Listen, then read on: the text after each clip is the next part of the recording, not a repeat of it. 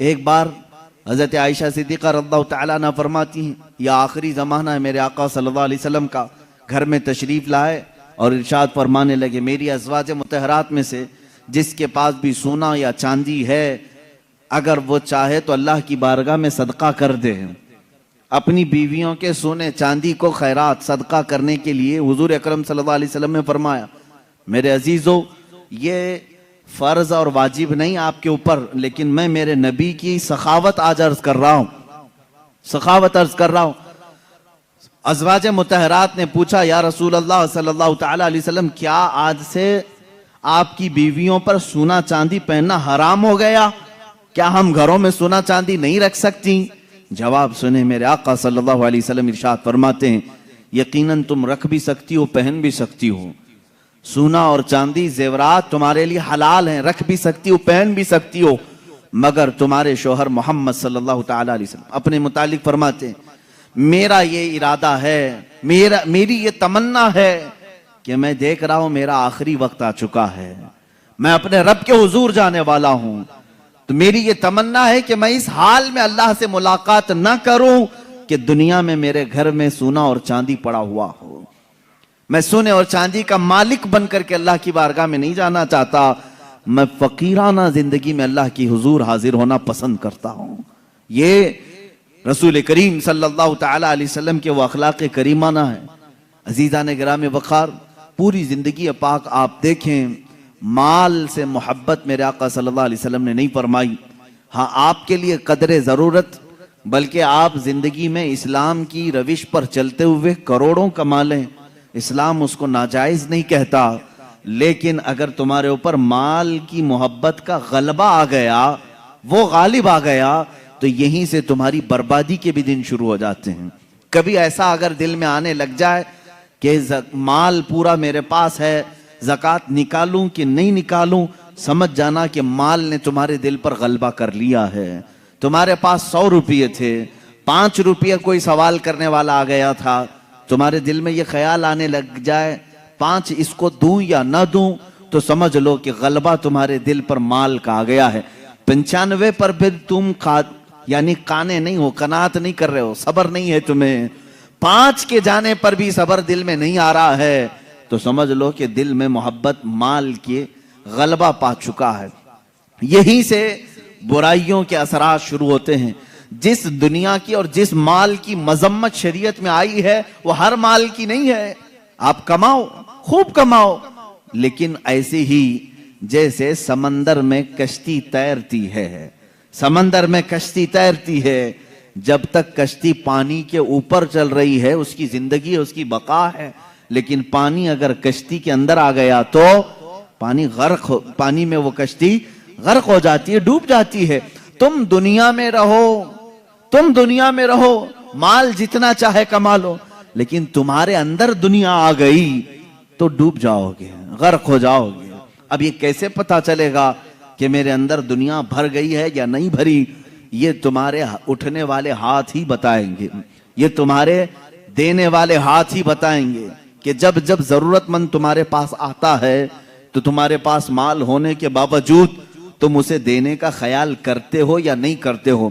अगर कुछ भी देने का ख्याल आया है, अल्लाह का शुक्र बजा लाओ कि अल्लाह ने तुम्हारे दिल को दुनिया की मोहब्बत से पाक रखा है, तुम अता करने वालों में से हो। और क़यामत के दिन लोगों को देने वाला और बांटने वाला अल्लाह का महबूब कहलाएगा, अल्लाह रब्बुल इज्जत का वो महबूब होगा, क्योंकि अता करना अल्लाह की सिफत है, और इस सिफत पर जो दुनिया में अमल करता रहेगा वो अल्लाह का हबीब कहलाएगा। क़यामत के दिन वो पाकों में और इनाम पाने वालों में शुमार होगा। आज इन हालात से हम गुजर रहे हैं, हम देखते हैं प्रैक्टिकली देने वाले जो मामलात हैं, अगर दिल पर तुम्हारे बोझ लगता है किसी को दे करके, या फिर देने के बाद एहसान जताने वाला जज्बा आता है, समझ लो कि तुम्हें दुनिया ने जकड़ रखा है, तुम्हें दुनिया ने अपने घेरे में ले रखा है। हुजूर पाक सल्लल्लाहु तआला अलैहि वसल्लम की बारगाह में सहाबा ने सवाल किया था, दुनिया में ताकतवर चीज क्या है? तो ये हदीस लंबी है। आपने फरमाया था कि दुनिया में बहुत ताकतवर चीज पहाड़ है, लोहा है, हुजूर पाक सल्लल्लाहु अलैहि वसल्लम ने फरमाया लोहा है। सहाबा ने कहा क्या इससे भी ज्यादा सख्त कोई चीज है? कहा उससे ज्यादा सख्त आग है, आग लोहे को भी जला देती। कहा आग से भी ज्यादा सख्त कोई चीज है दुनिया में? कहा पानी है, पानी आग को बुझा देता है। पानी से भी ज्यादा ताकत किसी के पास है? आपने फरमाया हवा के अंदर है। हवा दुनिया की सबसे ज्यादा ताकतवर, और वो बड़ी बड़ी चीजों को उखाड़ फेंकती है अगर जोश में आ जाए। उसके सामने क्या दरख्त, क्या इमारतें, सब हेच हैं। पानी वो तबाही नहीं ला सकता जो हवा ला सकती है। फिर साहबा ने पूछा क्या हवा से भी ज्यादा सख्त और ताकतवर कोई है? अब अल्लाह के नबी सल्लल्लाहु अलैहि वसल्लम ने फरमाया हाँ हाँ एक चीज है, और उससे ज्यादा ताकतवर कोई चीज नहीं। पूछा साहबा ने वो क्या है? हुजूर पाक सल्लल्लाहु तआला अलैहि वसल्लम फरमाते हैं हवाओं से ज्यादा ताकतवर वो हाथ है कि उससे दे तो दूसरे को खबर ना हो। वो हाथ सबसे ज्यादा ताकतवर है कि बंद मुट्ठी में दिया, दूसरे हाथ को खबर नहीं हुई। वो दुनिया का सबसे ताकतवर तरीन हाथ है। ये इखलास के साथ जो अल्लाह की बारगाह में दिया गया है वो हाथ कीमती है। अजीजा ने गिरामी वकार, सखावत इंसान के लिए क्या दर्जा रखती है हदीस से सुन लो। हुजूर सल्लल्लाहु तआला अलैहि वसल्लम ने फरमाया सखावत जन्नत के दरख्तों में से एक दरख्त है। क्या है? दरख्त है सखावत। सखावत तो कोई हार्ड लफ्ज में नहीं कह रहा हूं, सबको मालूम है। देने वाले आदमी को, उसको दानी आप कहते हो अपनी जुबान में, बहुत दानी है, दयालु है या फयाज है या सखी है। सखावत जन्नत के दरख्तों में से एक दरख्त है और उसकी शाखें दुनिया में फैली हुई हैं। यह हदीस है। हुजूर सल्लल्लाहु अलैहि वसल्लम फरमाते हैं अब दुनिया में जिसने उसकी शाख पकड़ ली, जो दुनिया में सखावत किया, गोया कि उस दरख्त की शाख को उसने पकड़ लिया। मेरे आका फरमाते हैं ये शाख उसे अपनी जड़ तक जन्नत में ले जाएगी। वो पकड़ लिया है शाख को, और ये शाख उसे अपनी जड़ जो जन्नत में दरख्त है वहां तक ले जाएगी। और मेरे आका सल्लल्लाहु अलैहि वसल्लम ने फरमाया बुखालत, कंजूसी, माल को दबा करके रखना, इसके भी 3 दर्जे हैं अलग अलग।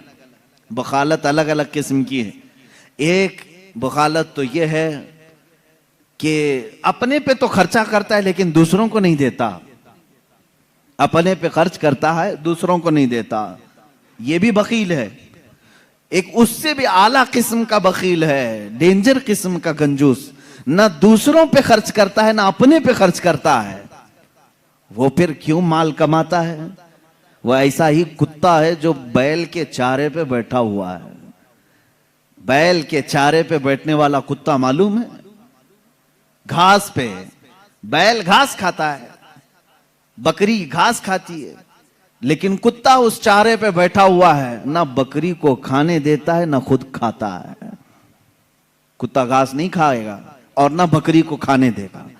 इस तरह बहुत सारे कुत्ते बैठे हुए हैं। अब लफ्ज अगर सख्त लग रहा है तो माफ करें, लेकिन यह हकीकत है। जो इस तरह के माल पर जमे बैठे हुए हैं वो उसी कुत्ते की तरह हैं जो ना खुद खा सकते हैं ना दूसरे को खाने देते हैं। तो ये बुखालत का आला दर्जा है। और ये क्या है बुखालत? हदीस पाक में है बुखालत दोज़ख के दरख्तों में से एक दरख्त है, जहन्नम के दरख्तों में से एक दरख्त है। उसकी शाखें दुनिया में फैली हुई हैं। जिसने कंजूसी की, जिसने बुखालत की, उसने उस बुखालत के दरख्त की शाख को पकड़ लिया। अब ये शाख उसे अपने जड़ जहन्नम तक लेकर जाएगी, वो दोज़ख तक उसे ले जाएगी। बखील आदमी दोज़ख में ले जाएगा। हदीस है अस्सखी करीबुम मिनल्लाहि व करीबुम मिनल मलाइकति व करीबुम मिनन नासी व बईदुम मिनन नार। हुजूर फरमाते हैं सखी आदमी अल्लाह से करीब है, फरिश्तों से करीब है, जन्नत से करीब है, तमाम इंसानों से करीब है, दोज़ख से दूर है। वल बखीलु बईदुम मिनल्लाहि व बईदुम मिनल मलाइकति व बईदुम मिनल जन्नति व बईदुम मिनन नासी व करीबुम मिनन नार। हुजूर फरमाते हैं और बखील आदमी, कंजूस आदमी अल्लाह से दूर है, फरिश्तों से दूर है, इंसानों से दूर है, जन्नत से दूर है, लेकिन दोज़ख से बहुत करीब है। दोजख से ज्यादा करीब है। अजीजा ने गिरामी, मेरे नबी की सिफात में कभी बखालत आई नहीं, वो किसी चीज में बखालत नहीं किए, बल्कि उनके सहाबा की सखावत का हाल ये है कि जो कोई उनके घरों पर आता था उसे इतना अता करते कि वो अपनी कौम में जाकर के ऐलान करते कि मोहम्मद अरबी सल्लल्लाहु अलैहि वसल्लम के गुलाम इतना अता करते हैं कि हमारी कई पुश्तें उस पर खाकर गुजारा कर सकती।